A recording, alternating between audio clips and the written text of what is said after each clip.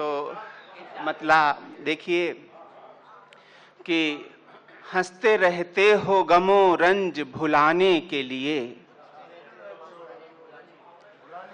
हंसते रहते हो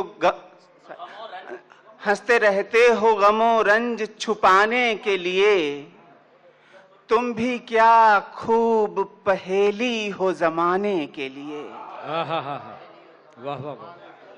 हंसते रहते हो गमो रंज छुपाने के लिए, तुम भी क्या खूब पहेली हो जमाने के लिए। और शेर देखिए कि खुद से रूठे हुए क्यों बैठे हो तन्हाई में, खुद से रूठे हुए क्यों बैठे हो, खुद से रूठे हुए क्यों बैठे हो तन्हाई में, कौन आएगा यहाँ तुमको मनाने के लिए।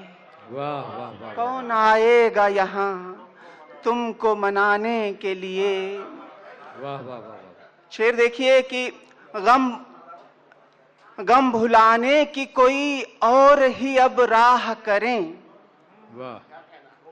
गम भुलाने की कोई और ही अब राह करें, मैं कशी राह नहीं गम को भुलाने के लिए, मैं कशी राह नहीं गम को भुलाने के लिए।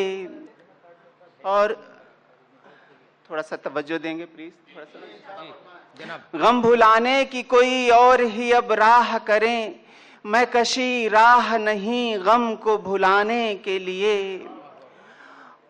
अश्क पीने से तपिश और भी बढ़ जाती है,